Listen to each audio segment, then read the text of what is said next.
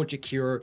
I think we have a bit of a switch up in this game. Game one, we both kind of agreed that Thunder probably have a better draft going to the later stages. I think this game, Spirit, they've got the better draft going to the later stages, but I'm a little bit concerned that Thunder have a nice 5-man that can set themselves up in some strong lanes and then have really good early game. Can Team Spirit get their BKBs? That's the question for me. If they can, I think they win this game. If not, then it's going to be a little bit rough. That's why the heroes like the Tidehunter and the Sand King, for example, even the Mars to a lesser extent, have fallen out of the meta. These big teamfight ultimates that are completely counted out by the simple press of a button just feel like you severely reduce the effectiveness of the hero. And so, if they're able to get those in time, be able to use them effectively enough in response to Thunder Awaken when they're trying to end this game early, because you got to remember, this is a position 1 Conquer. Doesn't do a great job of invading onto that high ground, and by the time he's gotten to that stage, you're probably going to have Mira with a Blink Dagger. So he's going to be like a Blink toss back into the base and maybe even melts him. So I think Spirit might be able to claw this one back to a 1-1.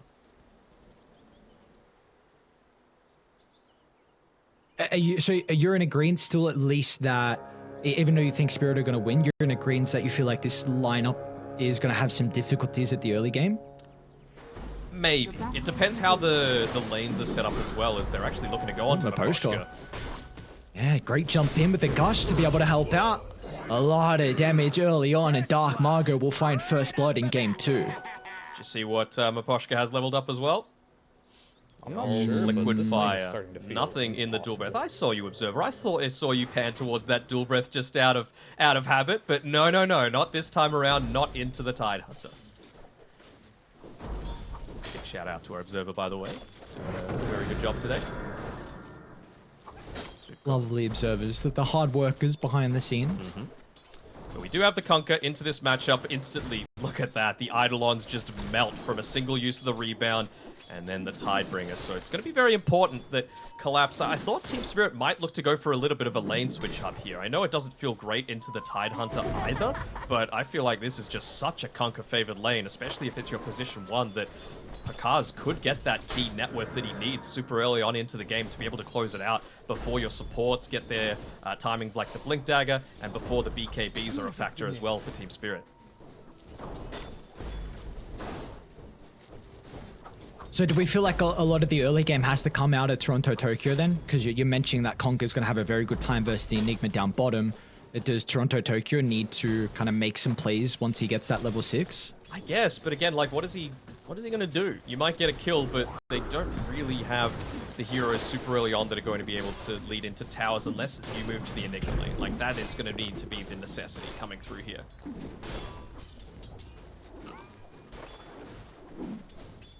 We'll see how that's able to shape up. 2 last hits at the moment for Collapse on the Enigma, but their other side lane off to a pretty good start. The Toro 7 last hits, the Tide only 4. This is definitely going to be the power lane here for Team Spirit. They should be able to get a decent amount out of this. I'm very intrigued on how the support battle is going to occur though between Maposhka and Pandamu. Be interesting for sure.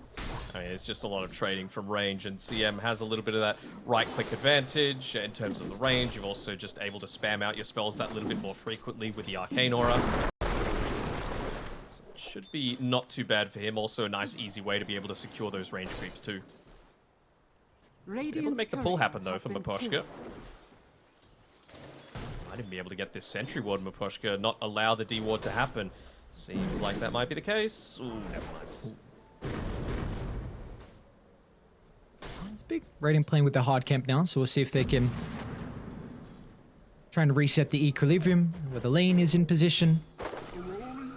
I think if we're going to have any action, it's really going to be down bottom. As soon as I say that, Level 2. Collapse and Mira looking to get aggressive, playing with the Eidolons out to the left side, making sure they can do as much damage before Bakaz can get the kill. Meanwhile, top as well, Pandabu might go down to Maposhka.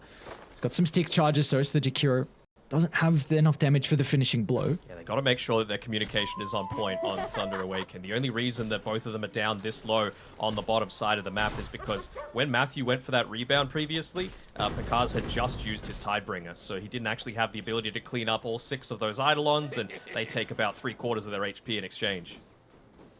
Again, just one mistake can just set Team Spirit up for having a much better lane than I'm sure they would have been expecting. Here we go, the jump this time, and Tidebringer. Micro.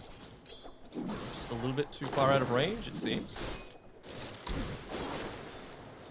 MC brings him low, but not low enough.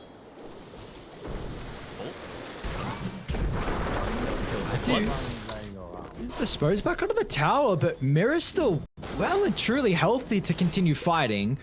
They'll lose a lot of the damage they needed out of the Eidolon, so just some posturing back and forth. A lot of damage being traded between these two teams. Because you're losing the range creep every single wave, or every second wave rather, it's not going to seem quite so bad once we look over at the net worth, but in terms of last hits, it's very clearly going to be favored towards Pakazi. You can just see every single time he cleaves that entire wave. Top lane, Sacred might be able to bring down Maposhka with the second round of the Gush. So has some stick charges to play with those. The Jakiro is going to be okay. Again, all the lanes, just a lot of back and forth, a lot of spamming. We're looking for these rotations to come out eventually for the position twos. Dark Margo and Toronto Tokyo both having a good time at the moment. So if they can start to influence maybe either top or bottom, this is where we might get some more kills in this game too. Dark Margo, a couple of times now, he's had a really good laning stage and used that to lead into even more. Pandamu just able to get away on about 10 HP. He's going to walk all the way back to base, but well-worthy recipient of the boots that he's got coming through, and he's needing to replenish his mana and HP anyway, so might even look to go for a TP into this mid lane if he's able to get back there and TP in before Toronto Tokyo hits level 6, but I think it might just be a little bit too late.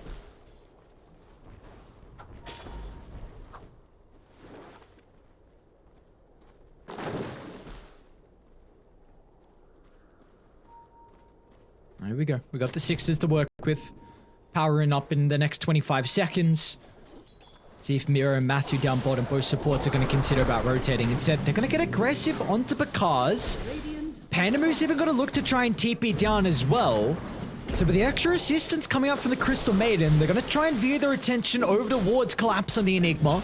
And they should be able to secure the kill. Beautifully done from Thunder. Now they can decide if they want to go for the Mira next as well. But Team Spirit, they themselves have brought enough rotation to turn the team fight back around, as Toronto Tokyo will be able to target down the Conquer, getting rid of the position 1 on Thunder. And now he's going to be able to do a hard U-turn to catch up to Pandamu as well. Oh, but look, we got Dark Margo potentially coming in. Double damage available, but Toronto Tokyo, he's got that full mana, so he might be able to get away.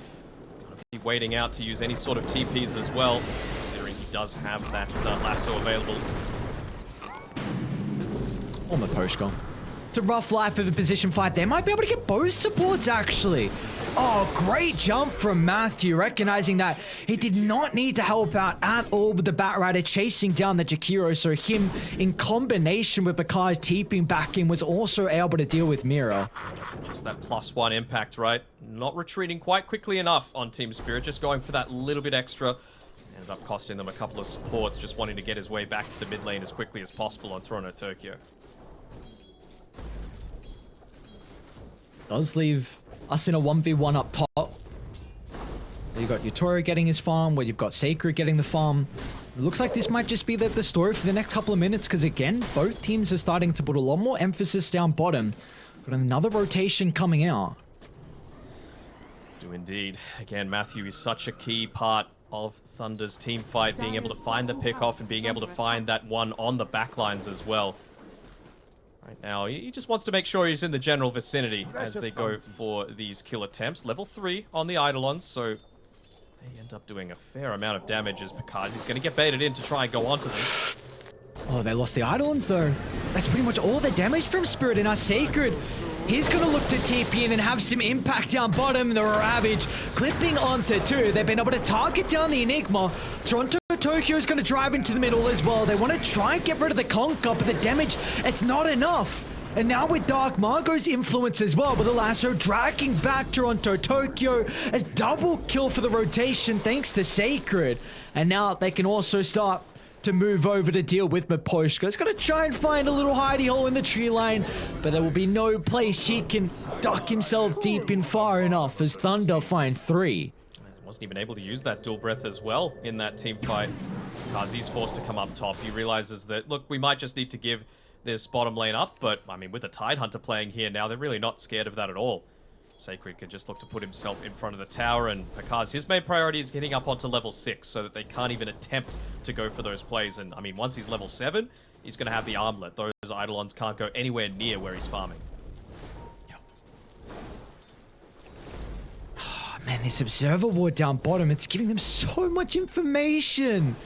Again, scouting out the rotations. You see Yatoro TPing down, you see Miposhka TP down. This is not an easy kill onto Sacred at all, and well, in fact, Mira won't even be able to find the opening for the toss. They're gonna look to jump in instead though. Mira caught out to the left side, and Spirit won't be able to help him out.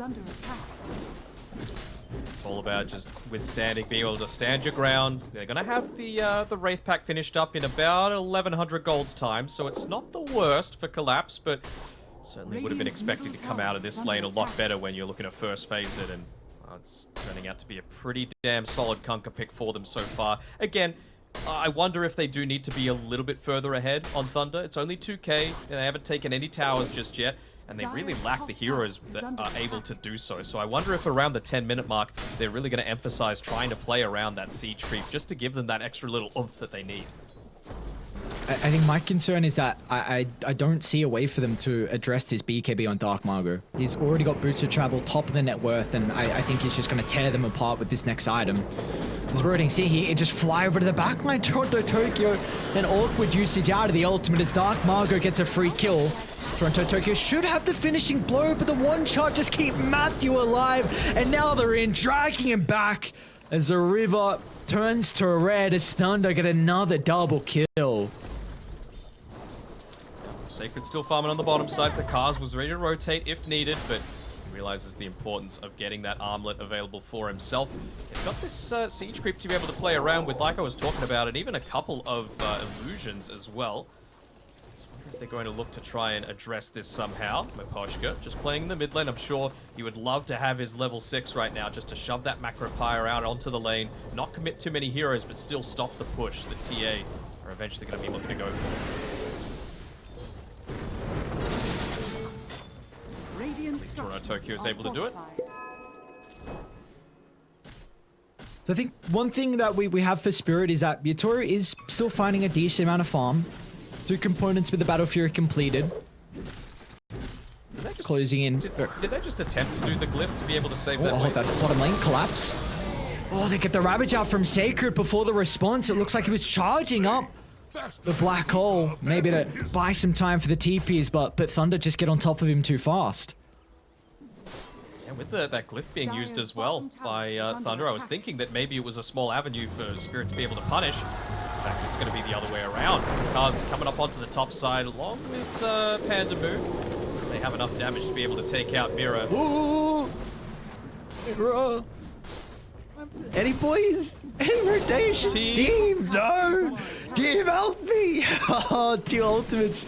And he just hangs through, but the team still trying to play down bottom. I mean, Collapses almost got Wraith Pack coming up. So this is definitely the person you want to be playing with. They need to get a tower and start to open up the map. Yatoro as well. Is he going for Battle Fury and Ags? Okay. Yeah. I mean, I understand wanting to go for the Ags against the Batrider, but a lot of players kind of say, okay, I'm going Battle Fury or Maelstrom or Ags, or maybe even the Midas, you know, as one of the potential options for themselves. But it's been quite some time until I've seen someone do both on the Troll Waller. Yeah, I wonder if he just feels like Battle Fury is going to get him towards that next item. I suppose. I'll hold that. Dark Margo. This important smoke. They need to capitalize on it. It's too fast. If they can't convert, if Dark Margo gets out, oh no. Even Matthew might escape as well. Lasso's ready. Spirit, you got to be cautious how long you stick around. Have they got the bonus movement speed? Miposhka. What a beautiful macropie. Thunder's still got to run straight through it. As Matthew gets the drag back, they're going to try and TP out, but Miposhka won't be successful as Pandamu stops him short thanks to the frostbite, and they can catch up to the Chikiro as well. A 2-for-1 exchange, and again favoring Thunder. That vision, man, it's just way too good. They had the Observer Ward placed up to the north side of the outpost. It's expired now, but it did its job. They're even able to get the D ward as well onto Team Spirit. So every little movement that they're making to try and open up the map to enable this Troll Warlord to farm the extra camps with his Battle Fury, it's just not working. Thunder are reading everything. I think really shortly we're going to see soon that the cores will continue to fall behind in farm. Because you have the advantage with Thunder, because it's not really left top, so he's got a hard camp, a small camp, and potentially one more wave to farm, whereas Dire, you've got 3 cores only in your jungle that are trying to equal out the farm between each other. And that's why this lead is continuing to grow. The kills help. I mean, they've got a 12 kill advantage, but the fact that you can just split up the map so easy as well. Nothing kills. Nothing kills. Wow. We do have a diffusal blade now for Team Spirit, so Toronto Tokyo, he can certainly look to do a little bit more damage, especially against these heroes like the Marcy, the Tidehunter, the Kunkka, not the highest mana pools to be able to play with, so he's able to land a couple of those effective ones, both at the start of the team fight as well as after the Rolling Thunder. And it'll go a long way towards giving Team Spirit the extra firepower that they need, because it feels like with the item builds that they're going for, particularly on Picard's going straight into that heart, it's just about trying to outlast Team Spirit, right? Like they're going to run out of Battle Trance, they're going to run out of the Rolling Thunder, and they're just not have the ability to be able to fight. And a move. Then drop into a scary high ground. Team Spirit finally able to find a kill. They've had some attempts throughout the past couple of minutes or so, but haven't been able to. They weren't rewarded with any kills, but you know, this time they will be some golden experience. I think a big thing now we need to be looking at is how can Thunder crack this tier 1 tower mid? Because if you can get that tower, then all of a sudden invading further into the jungle gets a lot easier for them. So what do they need to be able to bring down this tier 1 tower mid? Honestly, maybe not even much else. Maybe they're just wanting to do it right around now. They've got the siege creep available, although Mira's doing a pretty good job shoving out. I was thinking that because they've been doing such a good job of de-warding, and basically all of their wards on the Spirit side of the map are still available, that they just have a good understanding of exactly where they're looking to play right now, and they might be looking to make that attempt, especially knowing that the Troll Warlord's gone Battle Fury. He's going to be a little bit more passive for the next bit.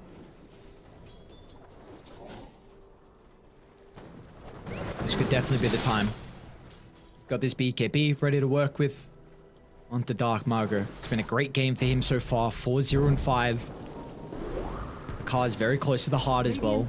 Wraith Pact almost online, so see what they want to try and do here on Thunder. Net worth lead hasn't grown too much over the past couple of minutes. They won't have the greatest rune to be able to play with as well. Ace would have been lovely for the Bat Rider.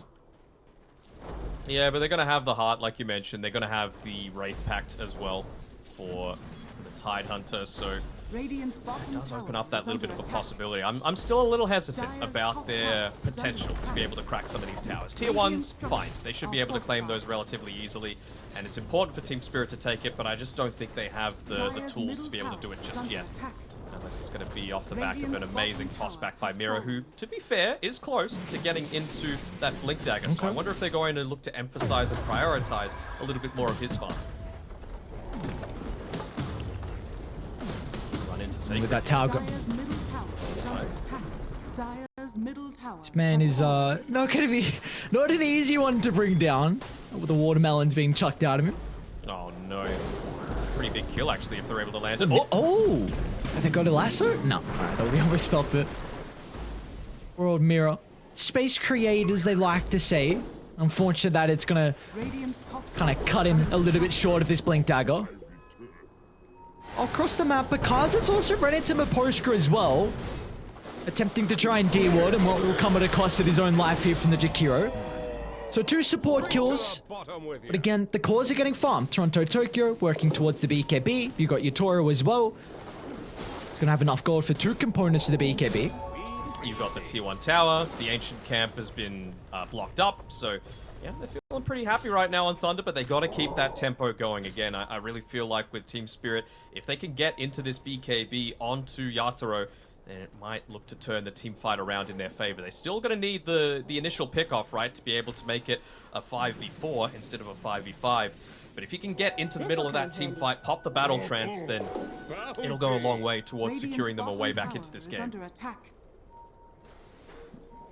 Now, do you feel like Thunder, because I don't think they have the greatest Roche lineup, but I think they really want to force engagements as But Yatora's in trouble here. Maposhka. The Ice Path is at least going to force Dark Margot to go down to the south. He will be able to catch up the lasso. Yatora has the battle trance to play with if he can get it off, but the rest of the team are a little bit too late. The Ravages are ready, but they haven't found an opening just yet from Sacred, but the Rolling Thunder cutting the team fight into half. And they've been able to keep Yatora alive long enough for the reinforcements to show up to turn it around. His collapse drops the black hole, and now Yatora can start to stack up the fervor as Team Spirit lose 0 members. What an incredible fight from them. They just had to go a little bit too deep to make that happen, right? It's the power of playing around that vision. Did they have that on the high ground at the start of that fight that they were playing next to on the cliff near Toronto, Tokyo? I didn't quite see. That doesn't seem like it, so it does provide them... Actually, they did. They had the complete understanding of where they could look to play around, and completely understandable that they went for that defense, because if you're isolated on the Batrider, you might be able to get away because of the use of the BKB, but you're just going to leave your team completely unprotected. And we... Just some incredible spell casting from Spirit there wasn't in that fight. And as well, the Enigma with the black hole, one of the few things that can actually reliably lock down a Tidehunter, right? No way to be able to crack and shell that one off. The big advantages they have here with Spirit with that ultimate, but some of them are now on cooldown. So Thunder are going to look to make another attempt onto Yatora. We saw what happened prior. They're going to boots to travel into the middle. Yatora's taking a lot of damage, but Mirror with the blink reveal tries to bring down Dark Margot. They don't have the damage at the moment, so he's going to continue to fly on forward, chasing down Yatora underneath the T2 tower, but the finishing blow will come out thanks to Matthew. They've been able to find 3 as the third one goes down in the tree line as Thunder finally able to take a successful skirmish. At least they're able to get that trade out, right? I think they're generally okay with giving up a core for a core, and in this case, a core and 2 supports, but you got to make sure that you're not scaling in the meantime. And with these heroes in the deck, no black hole available, they just feel comfortable to take multiple towers as well. So a nice little bonus coming through there from Thunder, opening up this map, and even the fact that this ancient camp has been unblocked, they're just going to go ahead and look to claim it up. So it's not like you're even allowing Team Spirit to come back into this game. More economy going the way of Radiant. They're pinging it up. I wonder if Pandamu's just saying, I want to stick around, I want to body block the ancient camp, but instead he just drops the sentry ward instead. It'll do the same job even though it's going to get de-warded. He might die from the cause though. And he will. A little bit of gold going Toronto Tokyo's way. Pretty much now giving him enough for the BKB. See what the call is going to be here for Team Spirit. Again, this is a lineup that wanting to continue to slow the game down and get towards the later stages, but Thunder, they do not want to allow them to get there. They want to continue with the tempo. But what's the next objective here for Thunder? What can they look to claim in the next couple of minutes? I mean, you would imagine they're going to be looking to play around the top side, right? They know where a lot of the vision is going to be, so they can get some easy D-wards off. And by taking that tier 2 tower, opens up the Roche pit a little bit for themselves if they were wanting to go for it. You've got some minus armor, and you would probably need to commit the Unleash to be able to take it out. But I still feel like whenever you're going up against these heroes with the abilities that you need to kite out, it's important to have that second life.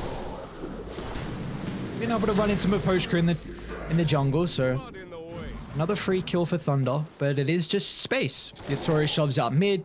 You got Collapse that's shoving out top as well. And I agree. I'd like to see Thunder go for this Roche. They might not have the greatest lineup. Might be a little bit easier now with the levels they picked up, but I think you're far enough ahead and have enough team fight that you really just want to force an engagement. It's not easy giving up Roche at all. So if Spirit come, yes, they have a decent lineup that if they execute a team fight in a close proximity, they could come out on top. But I think Thunder really want a team fight, and Roche will make kind of Spirit forced to take it. Yeah, and I mean, you kind of have to commit the with the way the situation is. You know, 21 kills to 9, 6k net worth lead to Thunder Awaken. You need to commit the Battle Trance. You need to commit the Rolling Thunder. You need to commit the Black Hole, and those are pretty long cooldown. Sacred. It's a little bit split from the team. Yatora's just gonna drop everything early on to try and secure the kill, but the lasso, is it enough to keep Sacred alive so we can get the Ravage up for the team fight?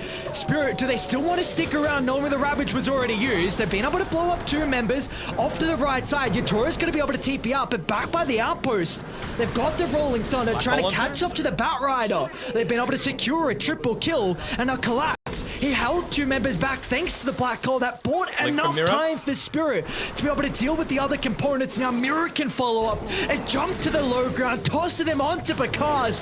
The Conquer's not an easy member to be able to bring down, especially with the buyback coming out from the Crystal Maiden as well, because playing with the Heart regen, it's going to be a long chase from Spirit, but maybe with the assistance from Yatori, that's where the damage can come into play. They're cutting him to perfection, just off to the right side, and now they can go back in. They'll deal with the Crystal Maiden, forcing out a dieback, and now they'll finally get the finishing blow, cutting off the head of Bakaz. I mean, Toronto Tokyo effectively got a rampage that fight. He killed 5 people in that entire engagement. Pandamu twice, Sacred, Dark Margot, and Bakaz. What a performance coming through from him this time around. And I mean, his Rolling Thunders have been on point, even just getting a little bit lucky with the lucky shot as well, preventing a lot of the follow-up from coming, and a big portion of the burst coming through from Matthew as well once he pops that Unleash. And I think this is all Spirit's game now to lose. Net worth lead completely cut down after Roche is claimed, and a little bit of camps. They'll be the ones with the net worth lead, and they've really gotten out of the scary stage here for Spirit, haven't they? They have indeed. I mean, Kunkka's still going to be scary for the supports, right? But it's not as big of an issue anymore for the rest of the team. Collapse has been much more careful with his Eidolons in the last little bit. You've still got the net worth lead on Bakaz, but that's just off the fact that he had such a good laning stage that he's able to basically one-shot every single lane or camp that he goes to.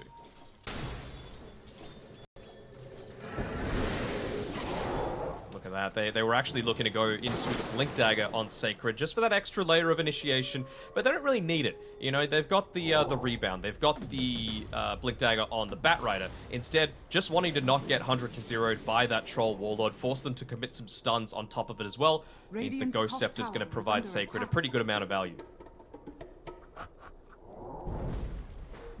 Might even force in, how close are we? Oh, only 400 or so gold away from Yatoro having the Aghanim Scepter for himself as well. Bottom lane might be in some trouble. Oh, 2 ships passing in the night. How the hell did he drift like that? I don't know. I don't know. Toronto Tokyo drift? Oh, they do things differently at the pro level. Holy. They're gonna go for Sacred. I think they need the Black Hole to get this kill.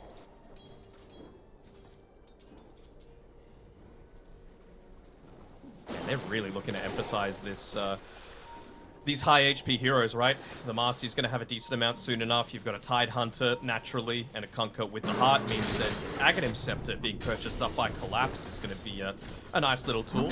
Also helps to pull him in a little bit, which also kind of disrupts what Batrider's trying to do in the team fight if he's not caught inside the Black Hole itself. It's going to be a big item if he can get to that stage. So we're going to look for some other components.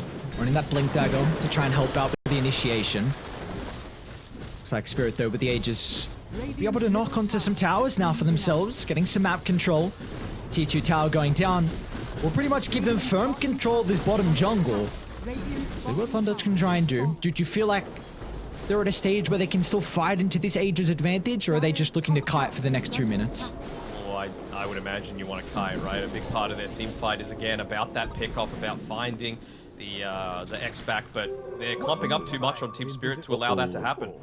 It's quite nice. Oh, hi again, you want to run up, Sacred? Okay. I guess they're like, all right, yeah. Yeah, let's not go on the Tide, maybe. He's also a pretty difficult person to bring down. Well, they need the Troll. Maybe with the Yatori nearby, they might give it a crack. Here with the toss back, the chain control needs to be perfect to make sure there's not an opportunity for the Ravage. And look at Team Spirit's positioning. They're not going to group up at all and enable Sacred with the big ultimate. The Spirit bring down the Tide Hunter, and now with that kill, they might consider poking the Tier 2 tower mid. Indeed.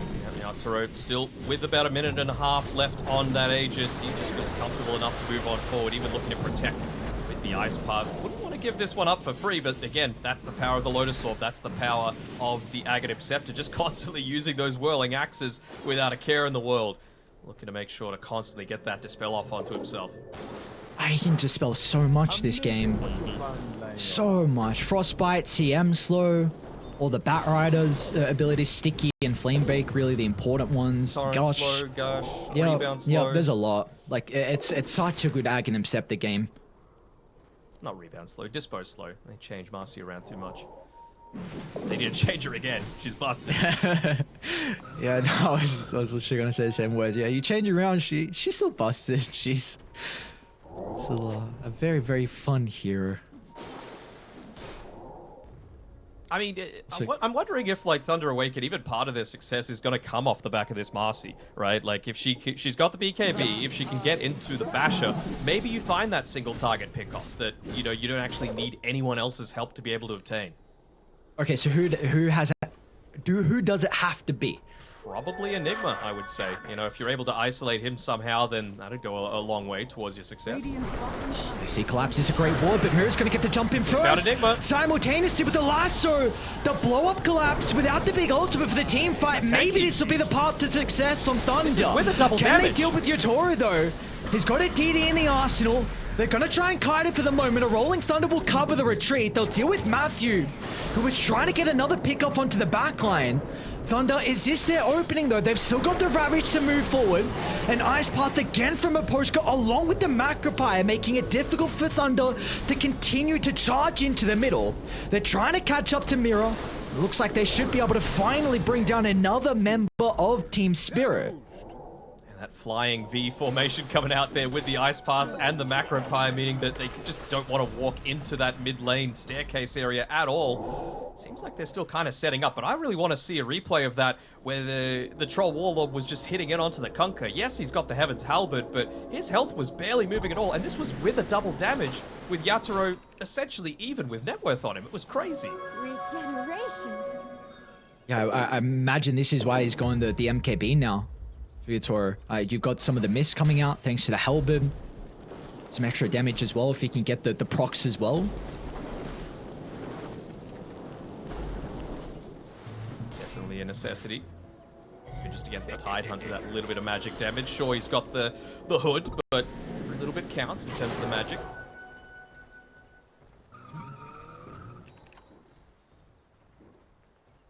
Been able to withstand this Aegis advantage that Spirit we're playing with. Again, we both felt like Spirit's lineup is going to be favored towards the later stages. Thunder need to try and find a teamfight success and look to get some map control off the back of it. This could be the team fight for them to start. The Sacred grouped up for the moment. Mira's going to be able to find an opening. Toss back out of a Aposhka. Jakiro gets sent packing. The greatest start for Spirit. They're going to be able to retreat. Drops a ward as well, so they got full control this area. They know exactly if Thunder will continue on. Oh, I like this a lot by Toronto Tokyo. You know I'm a big fan of this talent on the Pangolier, and he's done it. You just want to be constantly spamming that shield crash and ball. They have no way to be able to stop him from doing it outside of the lasso, and I really don't feel like you're in a situation where you're needing to commit the lasso onto the Pango. So you're probably going to have a team fight where you're just wiping out every single person's mana pool on Thunder Awaken and giving them an opportunity to be able to just kill the entire team because they've got no tools to stop you. I still think that they need Yatoro to be able to finish up this MKB for himself first, just because, I mean, he is your main damage source right now, so you've got to enable that as much as possible. Yeah. Because like you mentioned in that previous fight with the DD, like we just saw that he didn't really have enough at the moment. Look at this. This might be a kill. He has the Blink Dagger coming out to him right now on Collapse. Can he get lucky with the roots? BKB is expended between the two. He's going to be able to find the lasso and Dark Margot, moving back towards the tower, so the potential of the rotations will scare away Spirit. Yeah, I mean, you have to imagine that if it was a few months ago when the battle trance was a little bit different and the route doesn't go through the BKB, you're not forced to pop that lasso. But I think expending the battle trance, pretty similar cooldown to the lasso. It's a neutral situation for both teams. So it feels like now we're just waiting for that next Roche to spawn. It's going to be up in 40 seconds. Basically right when those ultis come back up. Perfect timing then for a big team fight. Could be the pivotal moment of this game too. A really important game as well from either side. They had a good start to day one. But the first series of the day for both of them. 1-1 for Spirit and for Thunder. Well, they got 2-0 from Entity, so it'd be nice to get some confidence back and some map wins under their belt. And this next team fight will definitely help out with that. Going for the smoke immediately after they finished up the basher on Matthew. He really wants to be able to try and isolate someone, find them out, take them out of the team fight. Even someone like Miposhka, to be honest. Like, he is providing a good amount of control. Matthew, could he get... again, the 4-man stun. We saw it last game. And you don't want to be on the low ground. Oh, Mira. Smoke's gonna pop. They're all grouped up. Mira gets a jump with the follow-up. Toronto Tokyo. He's in, crashing them left, right, and center. But Yatoro, he's hesitant to be able to fall up as well. They've got control with the Ravage coming out, clipping onto 3, but collapse in with the black hole. What an ultimate as they don't have a response. The damage is racking up too fast as Thunder. Some buybacks coming out for them, but can they be able to revive the team fight?